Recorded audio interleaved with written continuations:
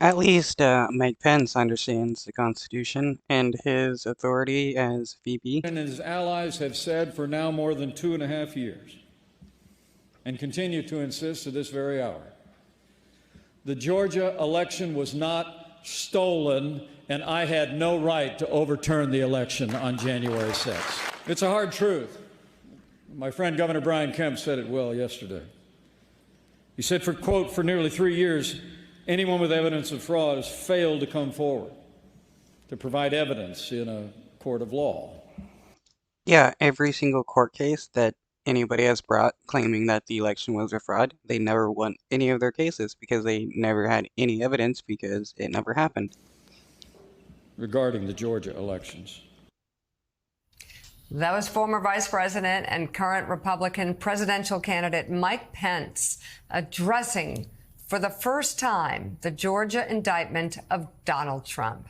He made those comments moments ago during his address to the National Conference of State Legislatures in Indianapolis. So Jonathan Lemire, some might say that, oh, that's an easy thing for him to say. No, I mean, if you're running for president in a Republican field where 91% of the people whose votes you're trying to get don't think Donald Trump did anything wrong, then being that direct is actually quite something, just like Brian Kemp yesterday tweeting something that he didn't have to tweet. I mean, there are 1,000 different ways that they both could have said it without being that direct.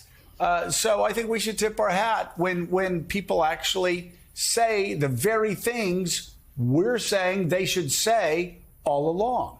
Yeah, what Kemp and Pence did should be the norm. We shouldn't have to single it out and applaud it, but we must, because so few of their fellow Republicans do that. So few Republican rank-and-file voters believe that Joe Biden was duly elected president. They have been so warped by the big lie, they choose to believe it. And yes, and Pence in particular, this is someone who stood up to Trump in the 11th hour of his administration.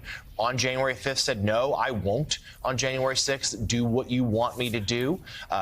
And that was when Trump's base started chanting, "Hang Mike Pence." After that historic consultation with Dan Quayle, and has stayed consistent on that ever since. And I know he's frustrated some who says he should have been more forceful, but Pence has really found his voice in recent months on this as these trials have started up, and he has been clear and plain that he believes he did the right thing and that Donald Trump did not have the right to do what he tried.